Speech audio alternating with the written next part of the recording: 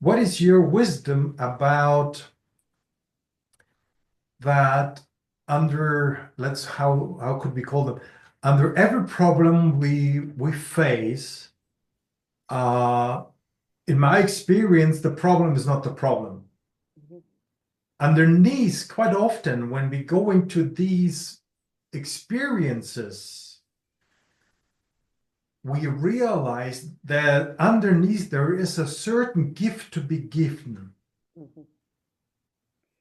So if we don't see the problem as a problem, but a gateway to next level, Mhm. then it's about learning that there are gifts that I was given to be shared. Now, in my example about this underperforming person, not starting to blame it, but relate to it emotionally. And then it's like building the bridge of trust and of acceptance.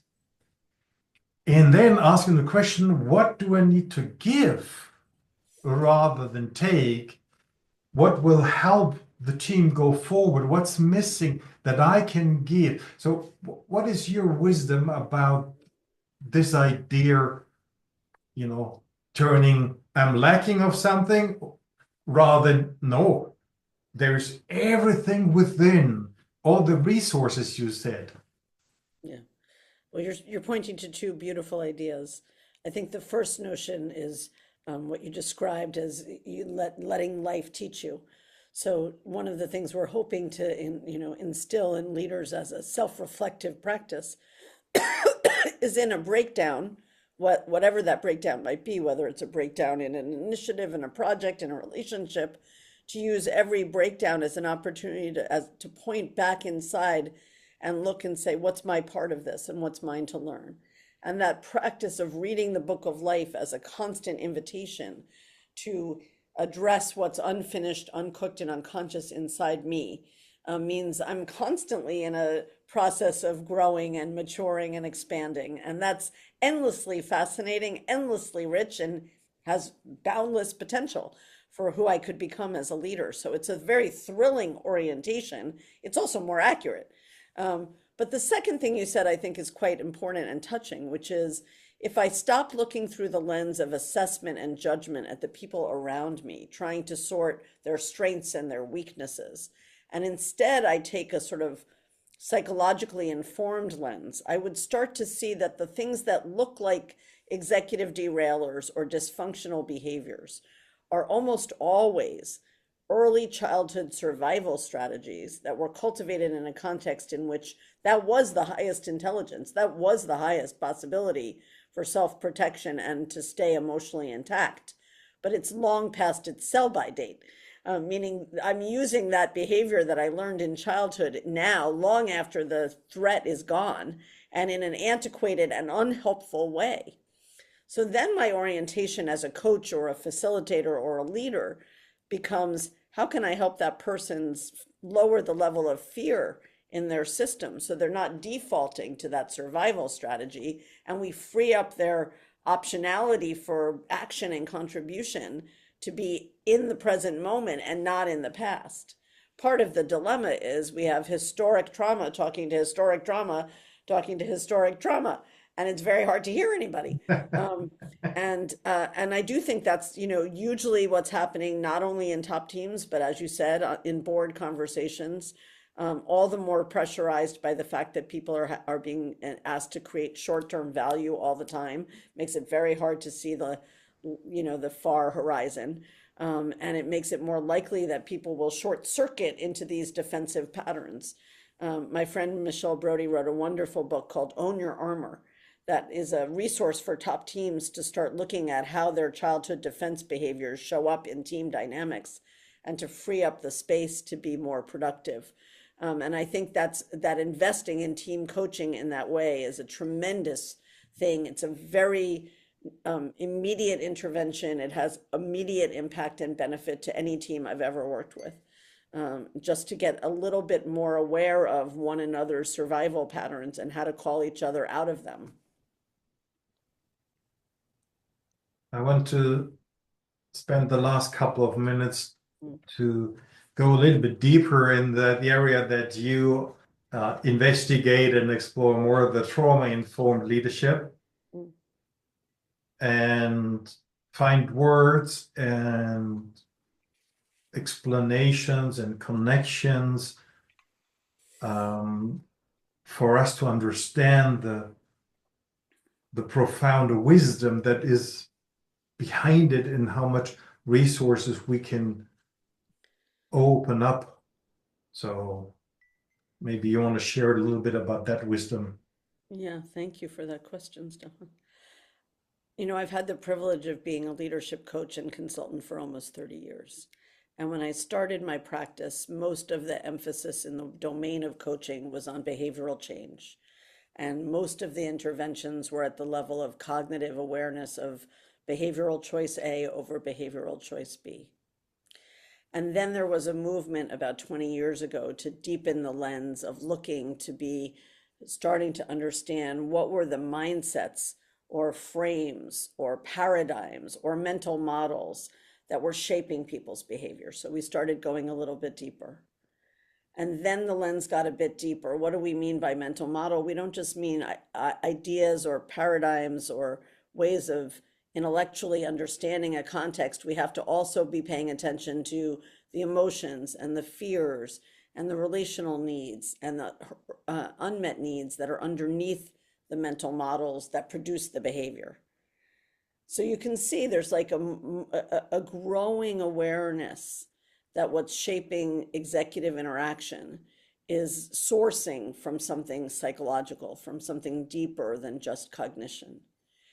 And I think one of the contributions that Mobius has made to the field of organizational development, in large part due to my wonderful relationship with my teacher, Thomas Hubel, who's a world expert on trauma integration, both personal and family trauma, but also collective trauma, is to understand that the emotions that are at the deepest root of our behavior source themselves out of real trauma and hurt. What do I mean by trauma? I mean any experience that the psyche finds overwhelming. It's our protective response to a situation that we can't process in the moment of the experience. And there are many, many examples that people have lived. I'll just name some to make it vivid for people. I have a parent who has an alcohol problem. I have a home in which there's domestic violence.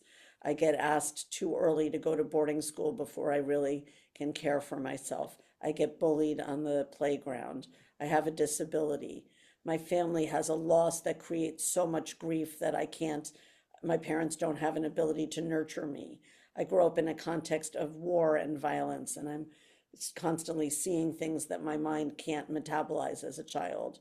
I grow up in poverty and I feel a sense of existential insecurity. We're constantly moving and I don't have a sense of home or place. My parents go to another country and leave me for years at a time in order to build a better life for us. Many, many, many, many, many, many, many examples. Those are big ones. There are also lots of little ones that happen in daily life.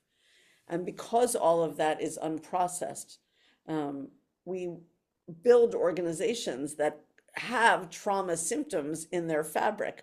For example, a certain quality of numbness that we talked about earlier in this discussion, a certain quality of dissociation, a certain quality of minimalization. So there's a problem or there's an ethical breach and we all go into denial, or we all pretend it's not happening, or we talk about it on the water cooler, but we can't have the real conversation in the boardroom. All of those are signs of what you would, through a family therapy lens, call dysfunctional trauma symptoms. But it's equally true inside organizational life.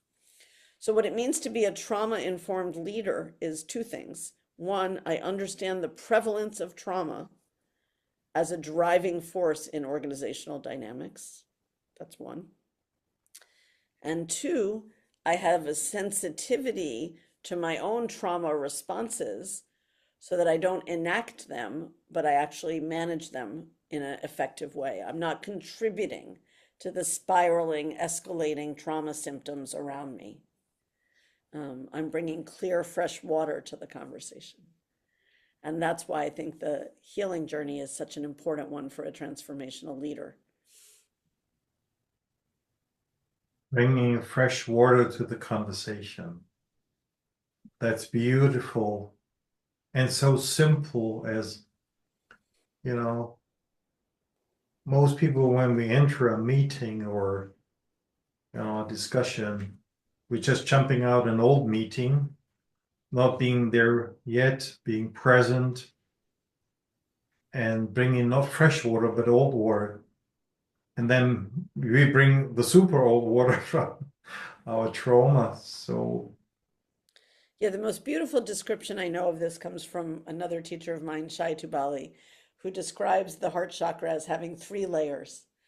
The first layer is the outermost layer that responds to the events of daily life. And that's okay. Most of us can host the outermost layer.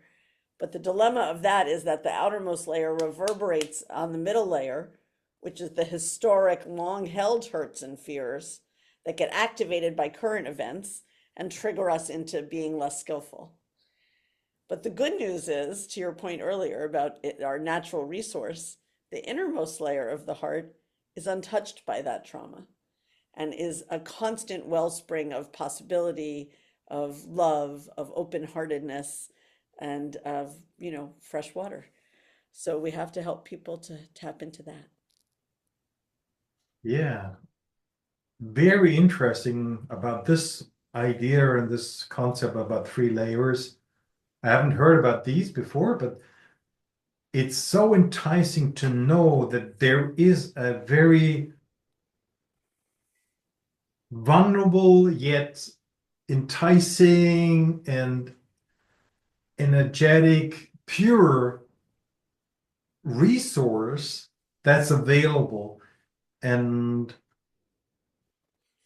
what I learned from you today is that if we can just make leaders understand the cost of going the old way, Mm. which brings them some awareness about what they are not just missing out, but what the cost will be about not being able to make sense of this ambiguity, Mm. but helping them to join with their biggest asset that's available to touch into that journey, the vertical journey, and be willing to be led by a group, by whoever, in a safe space of just discovery, Yeah. then the magic can happen.